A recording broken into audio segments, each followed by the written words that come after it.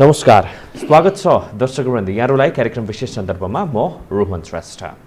विशेष सन्दर्भको आजको यस श्रृङ्खलामा हामी भर्खरै मात्रै अध्यादेश मार्फत बजेट सार्वजनिक भएको छ र त्यो बजेटकै बुँदा नम्बर 179मा खानीजन्य ढुङ्गा गिट्टी र बालुवा निकासी सम्बन्धी विषयलाई उठाइएको छ र त्यही विषयलाई लिएर यति बेला राजनैतिक वृत्तमा समाज तातिरहेको अवस्था रहेको छ। आखिर के साँच्चै नै चुरे दोहन हुन्छ, के साँच्चै नै मधेस मरुभूमिकरण हुन्छ लगायतका प्रश्नहरू यति बेला उब्जिरहेका छन्। यही विषयमा हामी थप छलफल गर्नको लागि गइरहेका छौँ।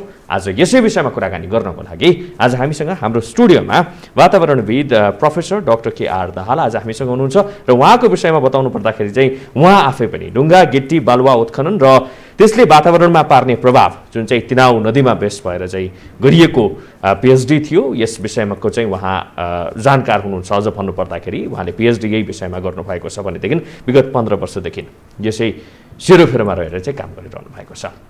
आज हामीसँग हुनुहुन्छ प्रोफेसर डाक्टर के.आर. दाहाल। स्वागत छ यहाँलाई। नमस्कार, धन्यवाद छ। प्रोफेसर, यति बेला नेपालमा भर्खरै मात्रै बजेट सार्वजनिक भयो र त्यो बजेटको भर्खरै भन्दाखेरि बुँदा नम्बर 179मा खानीजन्य ढुङ्गा गिट्टी बालुवा निकासी फुकुवा भन्ने विषयले चाहिँ प्रवेश पायो। त्यही कुरालाई लिएर यति बेला सरकारको चर्को आलोचना पनि भइरहेको छ। अर्कोतर्फ सरकारले चाहिँ यो हामीले यसो भन्न खोजेको होइन, यसरी चाहिँ तराईलाई मरुभूमिकरण गर्न खोजेको होइन भनेर आफ्नो क्लियरिफिकेसन पनि दिएको अवस्था रहेको छ अर्थ मन्त्रालयले। यसलाई कसरी हेर्ने सर? अब खाटी कुरा चाहिँ के हो भन्दाखेरि यो लोकतन्त्रमा विरोध गर्न पाइन्छ। तपाईँले मलाई राम्रै काम गर्नुभयो, राम्रै व्यवहार गर्नुभयो भने पनि मैले तपाईँप्रति असन्तुष्टि जनाउन पाउँछु, विरोध गर्न पाउँछु। पाइन्छ। यो लोकतन्त्रको विशेषता जस्तो भयो। अनि विपक्षी पार्टीहरूको विरोध गर्ने शैली भनेको, अब तपाईँलाई एउटा सानो उदाहरण दिउँ। मनमोहनले 9 महिना यो देशमा सरकार चलाउनु भएको थियो। मनमोहन अधिकारी उहाँ देशको प्रधानमन्त्री हुनुहुन्थ्यो। त्यो बेलाको सरकार 2051 साल 51-52 होला उहाँले चला। त्यो सरकारलाई खोट लगाउनलाई कुनै पनि ठाउँ थिएन। तर उहाँलाई अविश्वासको प्रस्तावद्वारा हटाएर शेरबहादुर देउवा प्रधानमन्त्री हुनुभयो। किन त भन्दा उहाँले राम्रो काम गर्नुभएको थियो। आफ्नो गाउँ आफै बनाऊ भन्ने, वृद्ध भत्ता, त्यो बेलामा धेरै भ्रष्टाचारका केसहरू पनि छानबिनहरू भए, त्यो त अहिले पनि भइरहेछ। तर उहाँको सरकारमा खोट लगाउने ठाउँ थिएन र पनि उहाँले प्रधानमन्त्री पदबाट हट्नु पर्यो विरोधीको विरोधको कारण, विपक्षीको विरोधको कारणले गर्दा। अब यहाँ अहिले त्यस्तै कुरो आछ। यो चुरे प्रसङ्ग जुन आयो, ढुङ्गा गिट्टी बालुवा उत्खनन गर्न हुँदैन भनेर कसैले भन्छ भने त्यो सरासर गलत हो, साइन्स नबुझेको मान्छे हो। ढुङ्गा गिट्टी विरोध तपाईँले जुन त्यति बेलाको राजनीतिक वृत्तमा पनि विरोध भएको थियो भन्ने उदाहरण प्रस्तुत गर्नुभयो। अहिले भनेको विपक्षीले मात्रै विरोध गरिरहेको छैन, आम सर्वसाधारण लेभलबाट कस्तो कुराहरू उठाइएको छ त भन्दाखेरि यसरी चाहिँ ढुङ्गा गिट्टी बालुवा जुन चाहिँ प्राकृतिक सम्पदा हो यसलाई चाहिँ मास्यो भनेदेखि त मरुभूमिकरण पो हुन्छ त, मधेस सिद्धिन्छ भन्ने किसिमको चाहिँ बुझाइ छ। अब कुरो एउटा नेपाली उखानबाट तपाईँलाई सुरु गरौँ। 12 वर्षमा खोलो फर्किन्छ भन्ने उखान छ कि खोलो आफै फर्किन्छ त? त्यो खोलो आफै फर्किने, उत्तर बगेको दक्षिण बग्ने भन्न खोजेको होइन। खोलाले बाटो बदल्छ। हो, सिधा हिँडिरहेको खोलो दायाँ बायाँ लागेर अर्कै रुट लिन्छ है, अर्कैतर्फ बग्न थाल्छ भनेको। अर्कोतर्फबाट कसरी बग्छ त भन्दा यो देश चाहिँ 75% भूभाग पहाडले ओगटेको देश हो। तपाईँको त्यो 75% पहाडले ओगटेका, अब हाम्रो यो जियोलोजिकल टर्मिनोलोजी युज गर्दाखेरि भूगर्भशास्त्रीहरूले भन्ने गरेको हायर हिमालय, लेसर हिमालय र सब हिमालय 3टा क्याटेगोरीमा बाँडिएको छ। सबै हिमालय हो, चुरे पहाड पनि हिमालय नै हो, महाभारत पनि हो र हिमालय त हिमालय भइगयो। महाभारत र हायर हिमालयको बिचमा अरू थुप्रै पहाडहरू पनि छन्, त्यसलाई मिडल हिमालयज अथवा मिडल्यान्ड पनि भन्छ, विभिन्न नाम छन्, तर त्यो सबै महाभारतै हो। यो सबै पहाडबाट ढुङ्गा गिट्टी बालुवा बग्छ, त्यहाँबाट भएर आउँछ। इरोजन भएर आउने कहाँ भन्दा खोलामा आउँछ। कहीँ गएर बस्ती पुर्ला, कहीँ खेत पुर्ला, त्यो हुँदै हुँदै अन्तिममा खोलामै आउँछ। र पहाडमा चाहिँ हाई करेन्ट हुन्छ, खोलाको चाहिँ वेग अलिकति तीव्र हुन्छ, त्यसले बगाउँदै लिएर आउँछ र जहाँ समथर हुन्छ, जहाँनिर उसको करेन्ट चाहिँ कम हुन्छ, बगाउन सक्ने क्षमता कम हुन्छ, त्यहाँ ल्याएर थुपार्छ। थुपार्दै यस्तो अवस्था हुन्छ कि समथर भूभागमा अब सिधै हिँडेको खोला ठ्याक्कै फर्किन्छ, अर्कोतर्फ फर्किन्छ, दायाँ बायाँ बग्नको लागि त लो ल्यान्ड चाहियो नि, पानी बग्नलाई लो ल्यान्ड चाहियो, अनि त्यो चाहिँ अर्को रुट भएर हिँड्छ। र तपाईँले आज देखेको बस्ती यसरी ढुङ्गा गिट्टी बालुवा निकाल्नु भएन भने त्यो कालान्तरमा 10 वर्ष 20 वर्ष 30 वर्ष 40 वर्ष 50 वर्ष होला, तर त्यो खोला पूर्ण रूपमा अन्त्य हिँड्छ। त्यो खोलाले आफ्नो रुट बदल्छ अनि नयाँ रुटमा जाँदाखेरि उसले त्यहाँ भएको जग्गा जमिन सबै अब बगर बनाउँदै जान्छ। यदि ढुङ्गा गिट्टी बालुवा ननिकाल्ने हो भने त्यो समथर भूभाग उसले पुर्दै जान्छ र जता सजिलो हुन्छ, जता चाहिँ फेरि बग्नको लागि लो ल्यान्ड पाउँछ उसले त्यतिबाट बग्न थाल्छ। भन्नाले अहिले जसरी चाहिँ विरोध भइरहेको छ त्यो चाहिँ विरोधको लागि मात्रै विरोध हो। सरकारले जसरी चाहिँ आफ्नो बजेट वक्तव्यमा चाहिँ यो विषय समावेश गरेको छ त्यो सही हो? होइन, यसमा चाहिँ मैले मेरो ज्ञानले जहाँसम्म देख्छ विश्लेषण गर्छ यो गलत होइन। अब कुरो के आयो भने सर्वसाधारणले विरोध गरे भन्ने कुरो आयो। सर्वसाधारण हामी कस्ता छौँ भने सर्वसाधारण नै यो देशमा कम छन् क्या। कुनै न कुनै पार्टीको सदस्यता चाहिँ गोजीमा हालेर हिँडेका मान्छेहरू छन्। अनि पार्टीहरूले विरोध गरिदिए, नेताले विरोध गर्यो भने त्यो सबै क्याडरहरूले विरोध गर्न थाल्छन्। अनि कसैले बुझेर पनि विरोध गर्छ, कसैले नबुझी विरोध गर्छ। अब सर्वसाधारणमा पर्न गएको भान के हुनसक्छ त भन्दाखेरि हाम्रो तराईमा जनसङ्ख्या धेरै छ, 22वटा जिल्ला हुन्, तर पहाडमा भन्दा जनसङ्ख्या घना भएको क्षेत्र तराई नै हो। अनि उनीहरूले बुझ्दाखेरि नजिकैको पहाड चुरेला सम्झिए कि अब अर्को चाहिँ त्यो महाभारत पहाड हायर हिमालय त्यो त धेरै पर छ। उनीहरूले देख्ने पहाड भनेको चुरे पहाड मात्रै हो। अनि चुरे चाहिँ यो जियोलोजीको भाषामा चुरे भनेको एकदम योङ रक मानिन्छ, सबभन्दा पछि सिर्जना भएको पहाड। अनि ढुङ्गा गिट्टी बालुवा अत्यन्त धेरै त्यही छ, कमजोर पहाड हो, एकदम कमजोर पहाडको रूपमा चुरेलाई लिइन्छ। अब त्यहाँ बस्ने बासिन्दाहरू अथवा अर्का थरी काठमाडौँ बसेर पनि जसको चाहिँ तराईमा त्यो नहोला आफ्नो घरबास र पनि विरोध गरे। यो विरोध चाहिँ एक थरी बुझेर गरे होलान्, अलिअलि बुझेर। अनि त्यसलाई चाहिँ अब प्रधानमन्त्रीलाई आक्षेप लाउने कुनै पनि ठाउँ भएन, अथवा भइरहेको सरकारलाई केही न केही कुरामा विरोधै गरिरह्यो भने हामी पुग्थ्यौँ सत्तामा। प्रोफेसर, यो कुरालाई कसरी चाहिँ विरोध भइरहेको छ त अहिले भने नि? अहिले के भनिएको छ त भन्दाखेरि यसरी ढुङ्गा गिट्टी बालुवा उत्खनन गरेर चाहिँ बेच्ने अनि त्यसपछि आएर चाहिँ त्यसको व्यापार घाटा कम गर्ने यस्तो किसिमको चाहिँ प्लान चाहिँ सरकारले गभर्मेन्टले चाहिँ लिएको अवस्था रहेको छ कि भन्दै त्यहाँनिर त कता कता हामीले चाहिँ शङ्का गर्ने ठाउँ त रहन्छ नि। अब यसरी चाहिँ निकासी गर्ने अनि त्यसपछि चाहिँ लङ टर्ममा चाहिँ तपाईँको व्यापार घाटा कम गर्ने भन्दाखेरि त खालि निकासी गरेर चाहिँ बेच्ने मात्रै, अनि त्यसपछि त्यसले त डिपोजिट गर्ने पनि त मात्रा त कम हुँदै जान्छ, एकैचोटि सबै कुरा भन्ने त हुँदैन। यो कुराले चाहिँ अलिकति कन्फ्लिक्ट ल्याएको पो। ठिक भन्नुभयो, बुझ्न नसकेको र बुझाउन नसकेको क्षेत्र पर्यो।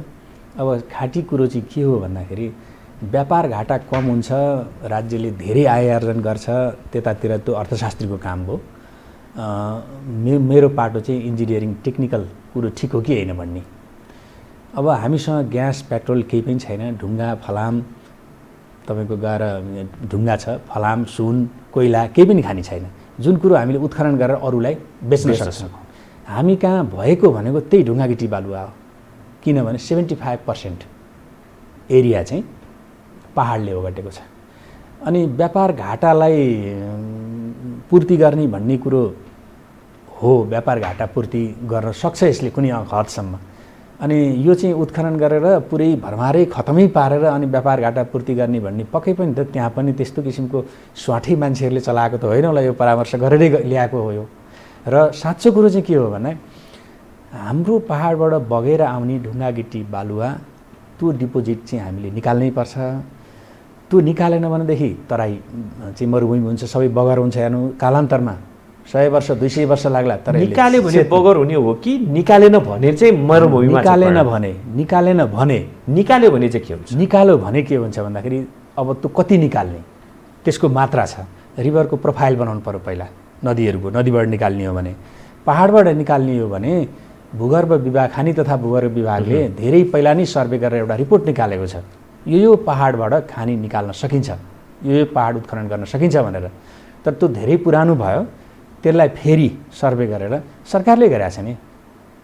तर अर्को कुरा यदि अब हामी चुरेमै नपुगिकन यदि बागमतीलाई नै हामीले चाहिँ हेर्ने हो भने पनि त्यहाँबाट चाहिँ थुप्रै नदीजन्य पदार्थहरू चाहिँ उत्खनन गरेको हामी पाउँछौँ, जसको कारणले गर्दाखेरि चाहिँ यति प्रब्लम क्रिएट भइसकेको छ, थुप्रै प्रब्लमहरू चाहिँ त्यहाँभित्र क्रिएट भइसकेको छ, त्यहाँको पर्यावरण चाहिँ मासिसकेको छ भन्ने किसिमको बुझाइ पनि छ नि। तपाईँले तिनाउ नदीकै बारेमा चाहिँ रिसर्च गर्नुभयो होइन, पिएचडी गर्नुभयो। यदि यो कुरालाई बागमती तिनाउलाई चाहिँ बेसमा राखेर चाहिँ अहिलेको कुरा, किनभने बालुवा निकाल्ने त फेरि त्यहीँबाट हो, ढुङ्गाबाट ल गिट्टी फुटाउला, तर बालुवा निकाल्ने भनेको त नदीजन्य स्रोतबाटै हो भनेपछि यो कुरालाई मूल्याङ्कन गर्ने हो भनेदेखि चाहिँ यसको प्रोज र कन्सलाई कसरी हेर्न सकिन्छ? अब यसमा के छ भन्दाखेरि हाम्रो बुझाइ अथवा सर्वसाधारणको बुझाइ एउटा अलिकति गलत छ कि हामीले ढुङ्गा गिट्टी बालुवा नदीबाट मात्रै निकाल्छौँ भन्ने बुझाइ छ नि हाम्रो, त्यो नै पहिला गलत हो। तपाईँ भारतमा जानु, चाइनामा जानुहोस्, युरोप, अमेरिका, अस्ट्रेलिया जहाँ गए पनि उनीहरूले नदीबाट कम बढी चाहिँ पहाडबाट निकाल्छन्। चाइनाको सम्पूर्ण विकास पहाडबाट हो। पहाड चाहिँ जुन काम नलाग्ने पहाड छ, बस्ती नभएको, बस्ती छ भने पनि उनीहरूले त्यसलाई सेटलमेन्ट प्लान बनाएर त्यो चाहिँ त्यहाँ बसोबास गर्नेलाई सुरक्षित अर्को ठाउँमा सार्छ। त्यो पहाडलाई चाहिँ अब वर्षलाई पुग्छ कि त्यो पहाडलाई उसले चाहिँ सबै निकाल्छ, समथर हुन्छ। समथर भएपछि फेरि त्यो मानिसलाई लगेर उसको एरिया कति दिनुपर्ने उसलाई लगेर त्यहीँ बसाइदिन्छ। हाम्रो बुझाइ नै गलत हो कि ह्युमन सेटलमेन्टलाई मात्रै त्यसरी चाहिँ हेर्न जो हुन्छ, किनभने त्यहाँभित्र त तपाईँको पहाड मात्रै होइन नि, ह्युमन सेटलमेन्ट मात्रै होइन नि, त्यसले त तपाईँको चाहिँ पर्यावरण रूपमा त्यहाँभित्र त थुप्रै बायोडाइभर्सिटी चाहिँ ओगटेर बसेको हुन्छ, बायोडाइभर्सिटी हुन्छ। यसले त पर्यावरणमा त एकदम घातक असर गर्न सक्छ, त्यो पनि त एउटा रियालिटी त होला। अब एउटा कुरो के हो भने विकास र वातावरण भन्ने दुईवटा चिज चाहिँ यो असाध्यै एक अर्कामा चाहिँ विरोधी हुन्छ हो। विकास गर्ने भनेपछि बाटो त चाहियो नि हामीलाई, बाटो चाहियो। अब कुनै पहाडमा लग्नु पर्यो बाटो, त्यहाँ त केही न केही वन विनाशै हुने भयो, त्यो बाटो खन्दा केही न केही पहिरो जान्छ नि, केही न केही बस्तीलाई क्षति पुर्याउँछ। हामीले गर्ने विकास भने के हो त भने त्यो पहिल्यै अहिले छ नि त वातावरणीय अध्ययन प्रतिवेदन भनेर पहिले नै प्रारम्भिक वातावरणीय अध्ययन प्रतिवेदन र वातावरणीय अध्ययन प्रतिवेदन भनेर विभिन्न नाम EIA भनेर विभिन्न किसिमका छन्। त्यो विकास हुनुभन्दा पहिला नै वातावरणमा कहाँ क्षति पुग्छ भनेर यो रिपोर्टले दिएको हुन्छ। त्यो क्षति न्यूनीकरण गर्ने उपाय पनि त्यहाँ दिएको हुन्छ। र अब सरकारले गर्ने काम पर्यो नि, कुनै पनि देशको सरकारले गर्ने काम भनेपछि त भइरहेको नियम कानुनको उल्लङ्घन गरेर सरकारले गर्दैन क्या। त्यो उद्यमी व्यवसायीले गर्न सक्छन्, तर सरकारले नै नियम कानुन मिचेर त्यस्ता कामहरू गर्न सक्दैन। पक्कै पनि त्यो चाहिँ प्रतिवेदन तयार गरेर यहाँ यो गर्न हुन्छ, यहाँ गर्न हुँदैन, त्यो चाहिँ निकालिएको हुन्छ। हाम्रो बुझाइ के हो भने अब यहाँ तपाईँले भन्नुभयो बायोडाइभर्सिटीको कुरो आयो होइन, मैले भन्छु कि अब यदि हामीले वातावरण 100% यो जोगाएर मात्रै सबै विकास गर्ने हो भन्ने सोच राखेर काम गर्न थाल्यौँ भने हामीले यो बाटो पनि बनाउनु भएन, हाइड्रो पावरको त्यो प्रोजेक्टहरू पनि सञ्चालन गर्नु भएन, इरिगेसन सिँचाइका कुलाहरू पनि बनाउनु भएन, खानेपानीका त्यो ड्यामहरू पनि बनाउनु भएन। हाम्रा सम्पूर्ण विकासलाई ठप्प गर्नुपर्ने हुन्छ। अनि हामी चाहिँ त्यो गर्दा गर्दै कुन कालमा फर्किन्छ भन्दा ढुङ्गे युग, ऋषिमुनि काल। ऋषिमुनिहरूले जङ्गलमा तपस्या गर्थे, त्यतिखेर पल्युसन थिएन, त्यहीँ नजिकै भएको नदीको पानी खान्थे त्यो, किनभने वातावरणीय रूपमा त्यो बेला स्वच्छ थियो। अहिले अब हामीले बुझ्ने कुरो के हो भने हामी त आधुनिक कालमा छौँ, ऋषिमुनिको कालमा अथवा जङ्गलको अवस्था सुरुको आदिम मानिस जस्तो त्यसरी बस्न त सक्दैनौँ। युगले त धेरै फड्को मार्यो नि। त्यस कारणले गर्दा सबै कुरामा चाहिँ यो बायोडाइभर्सिटी लस हुन्छ, यसले वातावरणलाई ध्वस्त गर्छ भनेर विरोधै गर्ने हो भने त विकास कहिले पनि हुँदैन। भनेपछि यो चाहिँ अहिले गरेको भनेको विरोधको लागि विरोध मात्र, यो त विरोधको लागि विरोध हो, यो विरोधको लागि विरोध हो। अब म आफै वातावरणविद भएको नाताले मैले के भन्छु भने एकदम घना जङ्गल जुन पहाडमा चाहिँ डेन्स फरेस्ट छ, ठुलो जङ्गल छ, त्यो जङ्गलै ध्वस्त गरेर सरकारले गर्न लाग्यो भने त्यो विरोधी मै हुन्छु। यहीँनिर चाहिँ कस्तो के कुराले चाहिँ शङ्का उपशङ्का जन्मायो भनेदेखि नि तपाईँले नीति नियम कानुनको कुरा गर्नुभयो। कानुन उल्लङ्घन गरेर सरकारले गर्दैन, मान्यौँ, कानुन उल्लङ्घन गरेर सरकारले गर्दैन। EIA, IEA लगायतका चाहिँ प्रतिवेदनहरू सार्वजनिक गर्नुपर्छ, दिनुपर्छ, अध्ययन गर्नुपर्छ, त्यो पनि मान्यौँ। तर पछिल्लो समय एकदम सामान्य उदाहरण, यदि हामी काठमाडौँको मात्रै पनि आउटस्कर्ट घुम्ने हो भनेदेखि गिट्टी बालुवा उत्खनन भएको छ होइन, क्रसरको रूपमा उत्खनन भएको छ, विकासको लागि त्यो पनि चाहियो।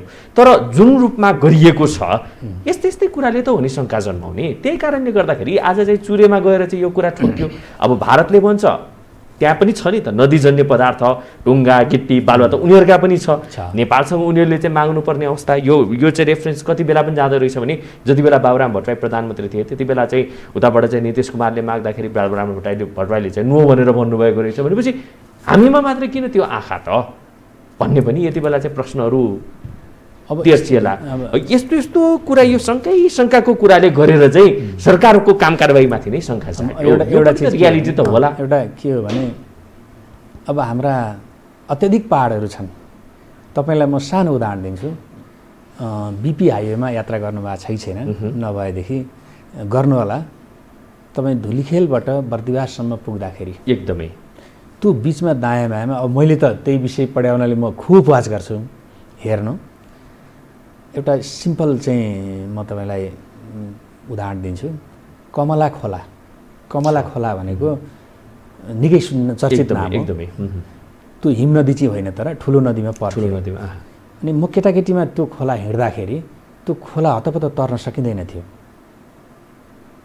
त्यो खोला चाहिँ धेरै एकदमै ड्राई सिजनमा पनि खोला निकै ठुलो घुँडाभन्दा माथि नै पानी आउँथ्यो अहिले तपाईँ जानुहोस् त्यो कमला खोज भन्छ त्यसलाई कमला खोलाको दायाँ बायाँको बस्ती सबै सिन्धुलीमा पर्छ त्यसले हजारौँ हेक्टर जमिनलाई बगर बनाएको देख्न पाउनुहुन्छ हजारौँ हेक्टर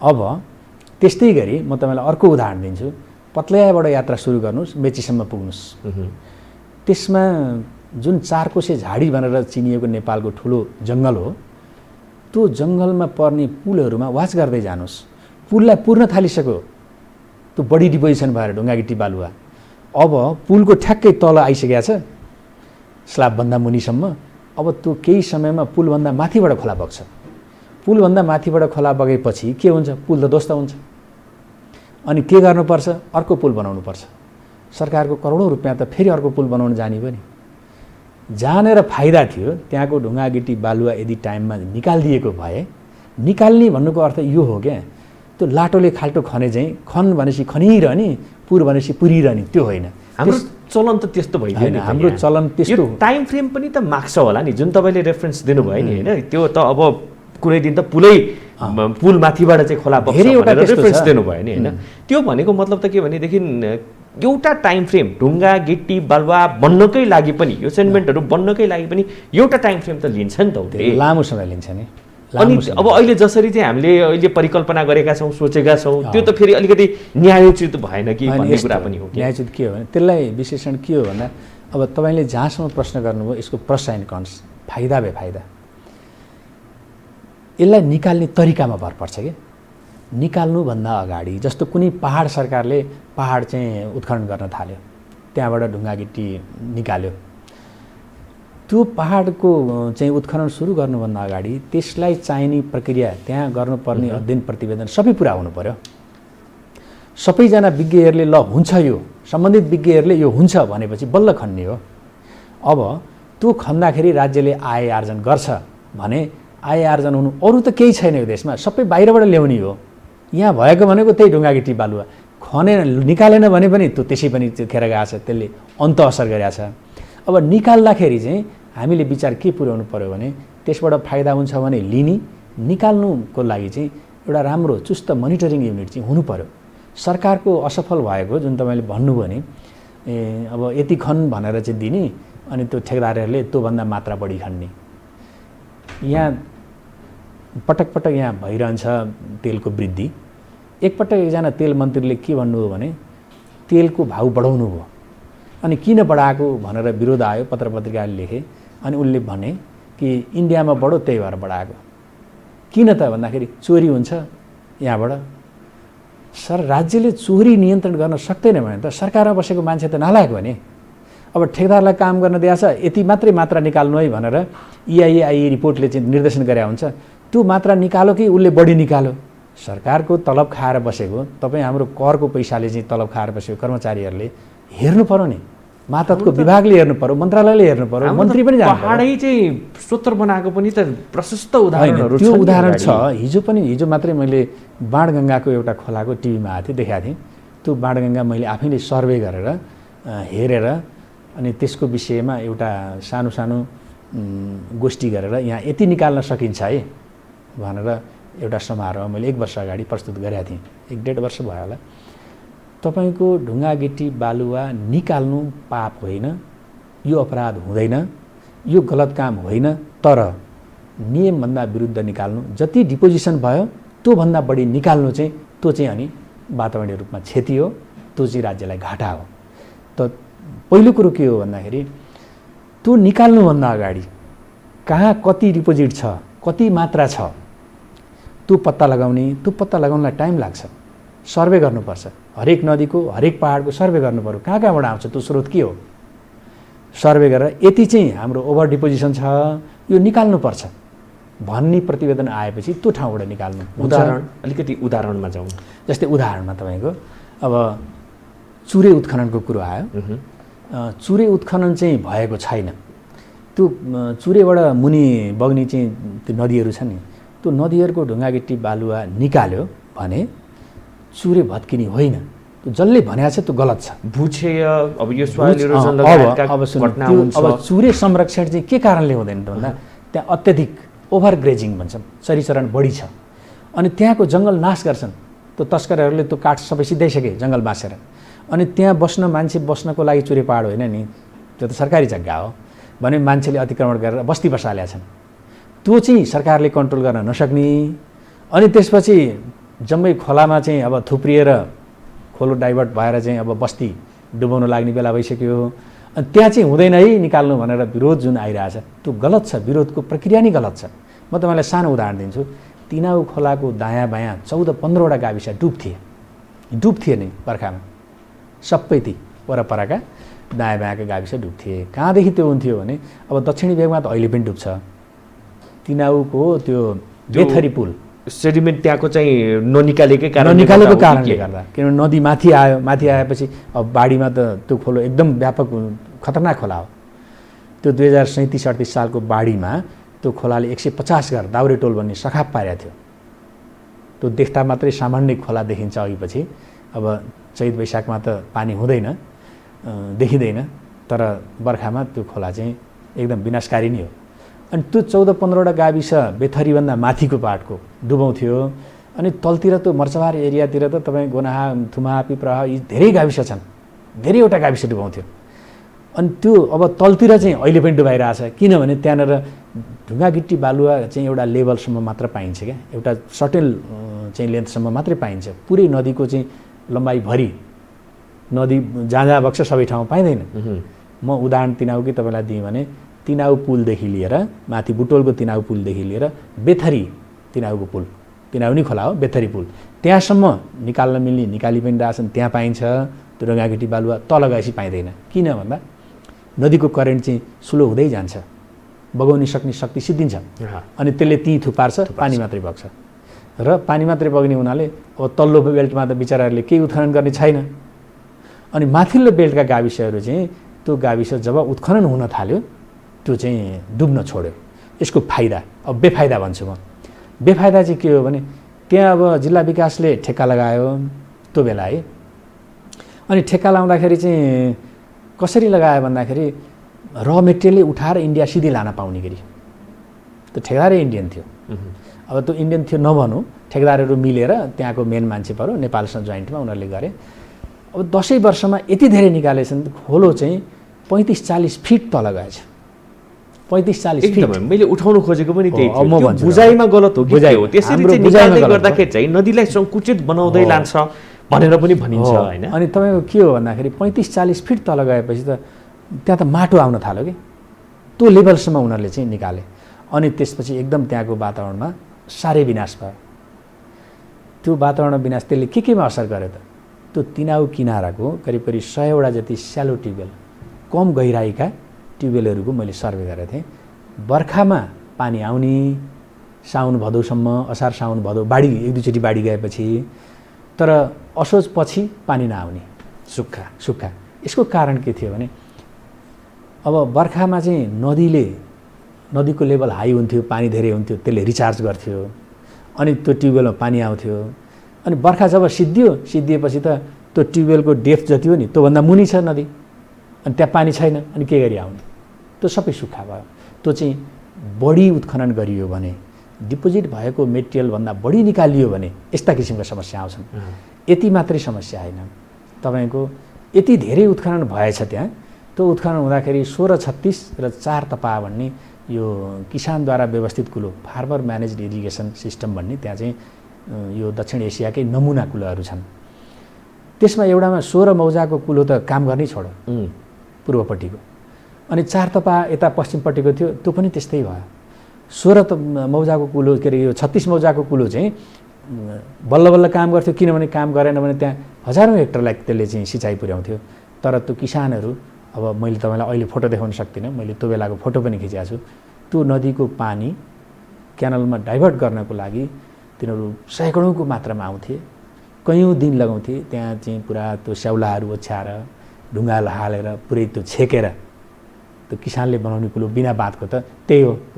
अनि त्यो धेरै, अनि त्यो चाहिँ उनीहरूले फर्काएको देख्दाखेरि, अनि त्यो फर्काउँदै गयो नदी, त्यो अब पानी माथि आउँदै गयो, आउँदाखेरि त मान्छेको त यहाँ घाँटीसम्म आउने, डुबेर बर्बाद हुने डर। त्यसरी बल्ल बल्ल उनीहरूले पानी खोलामा के अरे खोलाको पानी चाहिँ क्यानलभित्र हाल्थे र अनि सिँचाइ हुन्थ्यो। यो दुर्भाग्य हो अथवा यसको यो चाहिँ यो नराम्रो पक्ष हो, बढी निकालेको नराम्रो पक्ष हो, गलत प्रभाव हो यो। सरले यो भारत निकासी हुन्छ भनेर भनिरहँदाखेरि मैले एउटा उदाहरण पनि दियो, यसो भार रहेछ त्यति बेलामा डाक्टर बाबुराम भट्टराईको पालामा भनेर मैले भनेँ होइन। भारतले नेपालबाट चाहेको चाहिँ के हो, अथवा उनीहरूका पनि त प्राकृतिक स्रोत साधन त छन् नि त, तर हामी चाहिँ किन त्यही मार्केटलाई मात्रै हेर्छौँ? त्यो भित्र कुनै रहस्य हुनसक्छ। उनीहरूको त कानुनले पनि दिँदैन रहेछ त्यसरी उत्खनन गर्नको लागि, हाम्रो पनि कानुनले बन्देज गर्छ, तर हामी चाहिँ यसरी लिबरलाइज वेमा चाहिँ हामी प्रोसिड गर्छौँ, अगाडि बढ्छौँ। अब भारतीय कानुनमा के छ त मैले पढेको छैन, तर मेरो आफ्नै आँखाले देखाएको छु। भारतले पनि विकास गर्दा पहाड खनेरै गर्छ, छैन पहाडै खनेर गर्छ। मेरो आँखाले देखाएको छु, पहाड खनेर त्यहाँको मेटेरियल निकालेरै विकास निर्माण लगाउँछ। दिल्लीको विकास पनि त्यसरी भएको धेरै अब छँदै छैन। अब बङ्गलादेशको कुरा गर्नुहुन्छ त बङ्गलादेशमा इटालाई एकदम धेरै पकाउँछ, ओभरबर्न ब्रिक भन्छौँ, अनि त्यसलाई कुटेर गिट्टी बनाउँछ, त्यो युज गर्छ ढलान गर्दाखेरि, छैन त्यहाँ। अनि बालुवा कुनै बेला भ्रमणमा मैले देखेको, बालुवा कसरी निकाल्दो रहेछ भने स्यान्ड एक्सट्र्याक्सन मेसिन हुन्छ। त्यो एउटा मेघनाथ भन्ने नदी छ, पुरै अब देख्दाखेरि त वल्लो पल्लो किनारा देखिँदैन, समुद्र जस्तै, त्यहाँ मेसिन राखेर उनीहरूले बालुवा एक्सट्र्याक्ट गरिरहेको हुन्छ, छैन। अब उनीहरूले के भन्यो भने यदि नेपालबाट निकासी हुन्थ्यो भने हामी यो किन्थ्यौँ, नेपालले चाहिँ बेच्थ्यो भने हामी किन्थ्यौँ भन्ने।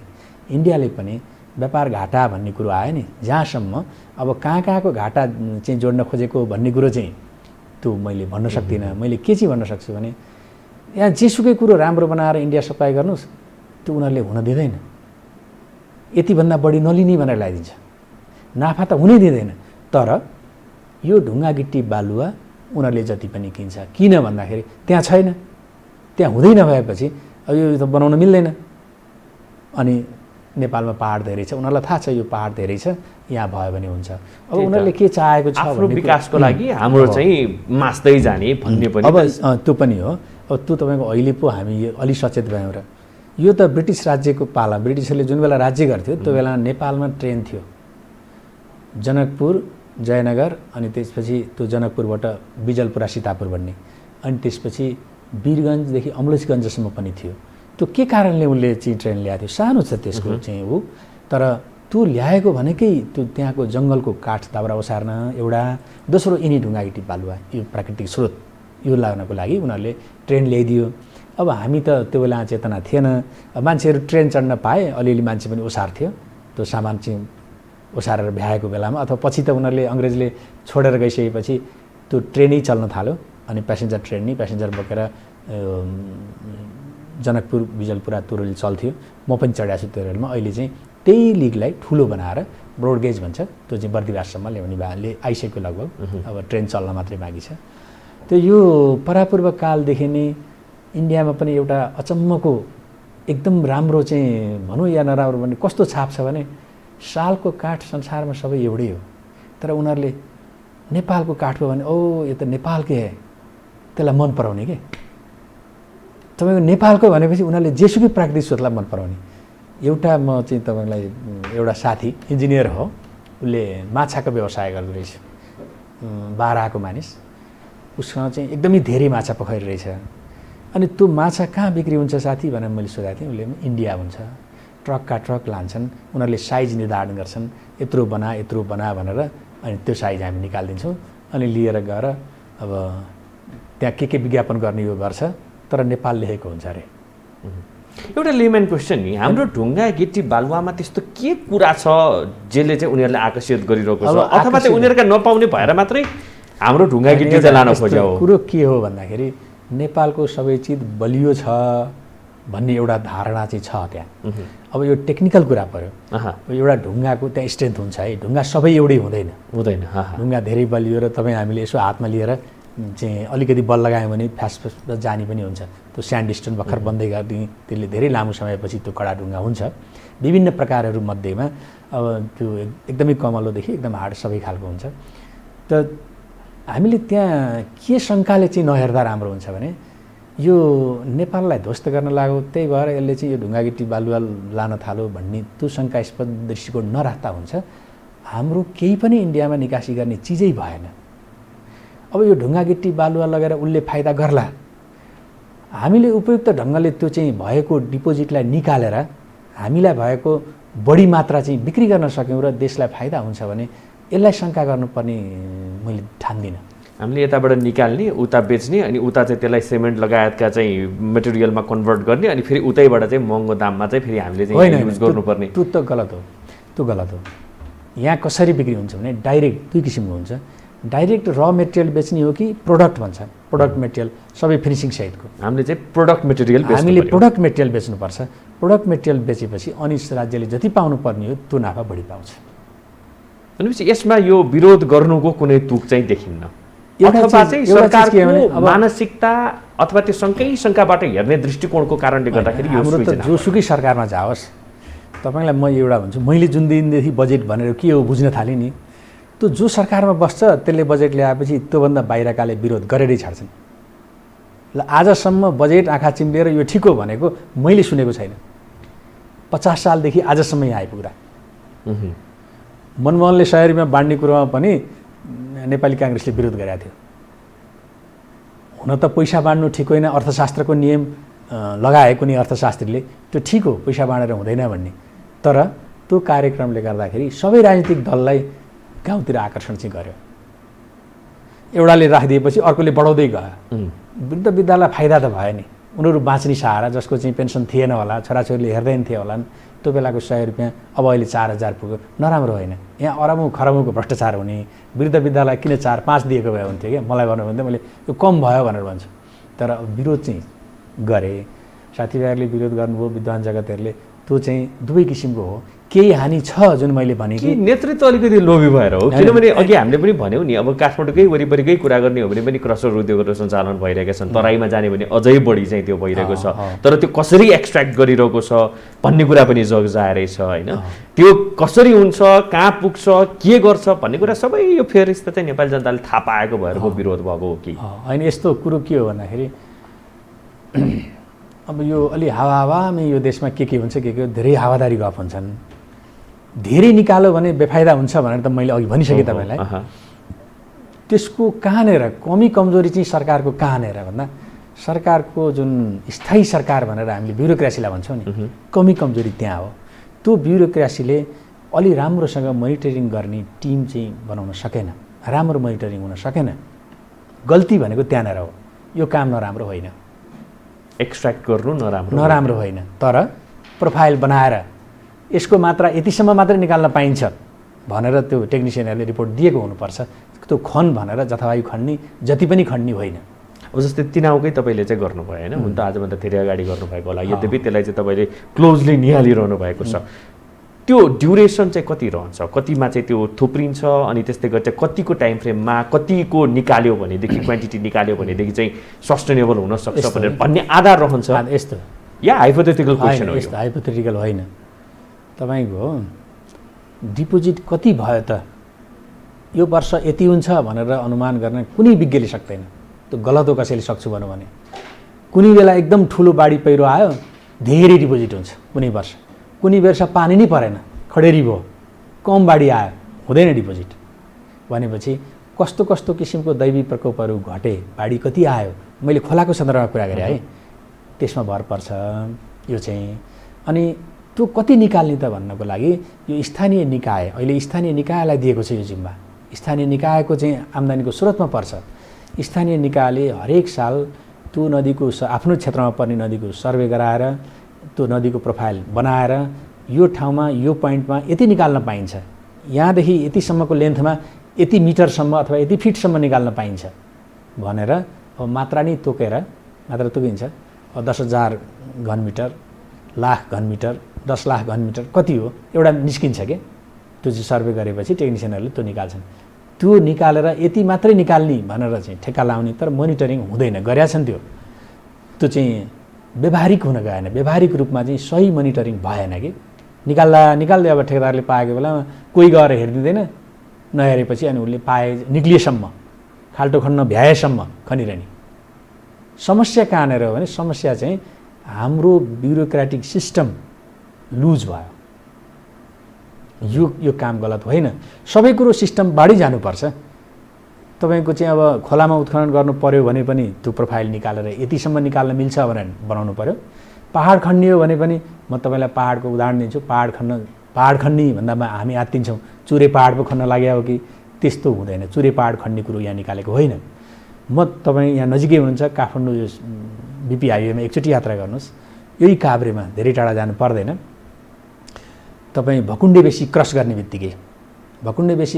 बित्तिकै पहाड देख्नुहुन्छ, राम्ररी हेर्नु, पहाडको टुप्पामा 2-4 घर मात्रै बस्ती छ। पहाडमा बाहिरबाट देखिन्छ, त्यहाँ ढुङ्गाको विभिन्न प्रकारमध्ये स्लेट देखिन्छ, अरू विभिन्न किसिमको खन्दै जाने हो भने विभिन्न प्रकारका ढुङ्गाहरू छन्। अब माथि 2-4 घर छ, त्यो 2-4 घरलाई सुरक्षित ठाउँमा सरकारले चाह्यो भने सक्छ नि त, सुरक्षित ठाउँमा राख्ने, उसको क्षतिपूर्ति दिने, समथरमा आएर बस्न पाए ऊ पनि रमाउँछ, उसको जग्गाको जम्मै क्षतिपूर्ति दिने। एउटा मात्रै पहाडले तपाईँको कयौँ दशक जान्छ। त्यो पहाड राखेर अब बायोडाइभर्सिटीको कुरो आउला, वातावरणविदहरूले विरोध गर्लान् केहीले होइन। अब यदि त्यही भन्दै जाने हो भने त ऋषिमुनि कालतिर फर्किनुपर्छ। हुने वातावरणीय क्षतिलाई न्यूनीकरण गर्ने प्लान बनाएर गर्ने हो।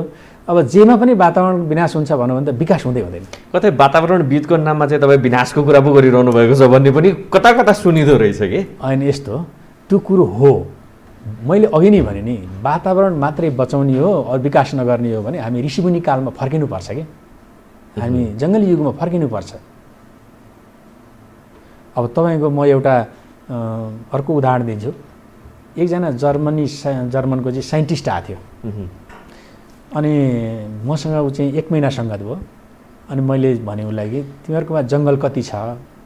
अनि उसले हामी कहाँ 2% जङ्गल छ। अनि त्यो जङ्गलबाट के फाइदा ल्याएको छु भने हामीले व्यावसायिक फाइदा लिएका छौँ। अब रुख एकदम ठुलो भयो जङ्गलमा, अब त्यो काठ चाहिँ बनाउन मिल्ने भयो, फर्निचरको रूपमा बनाउने अथवा घर बनाउन मिल्ने भयो भने त्यसलाई जम्मै काटिदिने, अर्को लगाउने। अथवा जङ्गलमा विभिन्न किसिमका जडीबुटी लगायत के खेती गर्न सकिन्छ, ठुलो रुखलाई विनाश नगरी त्यो बुट्यानहरूलाई विनाश गरेर त्यहाँ गर्ने। उनीहरूले इकोनोमिक रिटर्न जङ्गलबाट लिएका रहेछन्। हाम्रोमा पनि छ। हाम्रो जङ्गल चाहिँ यदि त्यसै गरी गर्ने हो भने, होइन, देश त सानो देश छ, यसको स्रोत त धेरै छ। यहाँ अहिले देश विकास गर्नकै लागि, व्यापार घाटा कम गर्नकै लागि ढुङ्गा पिट्टी बालुवा चाहिँ पहाडी खनेर ध्वस्त गरेर अनि व्यापार घाटा घटाउने भन्ने उद्देश्य हो भने त्यति मात्रै होइन, त्यो मात्रै एउटा उपाय होइन, अरू पनि छ। प्राकृतिक चिजहरूलाई प्राकृतिक रूपमै छोडिदिनुपर्छ भनेर पनि भन्ने एउटा सिद्धान्त छ। होइन, अब त्यस्तो हो भने हामीले चाहिँ सबैजना चाहिँ त्यो कपडा सपडा मिल्काएर हामी यो ढुङ्गा गिट्टी उत्खननकै कुरा गर्ने हो भने ढुङ्गा गिट्टी उत्खनन मात्रै गर्ने, किनभने उसले त एउटा टाइम फ्रेम त लिन्छ फेरि आफूलाई चाहिँ रिप्लेस गर्नको लागि, भनेपछि त्यो त एउटा कालखण्ड आउँछ, यो कुरा सबै सिद्धिएर जान्छ, मासिन्छ भन्ने पनि त बुझाइ त छ। अब यस्तो छ, अब हामी देशमा विभिन्न किसिमका प्राकृतिक प्रकोपहरू अब र यो हामीले जसलाई दैविक प्रकोप पनि भन्छौँ।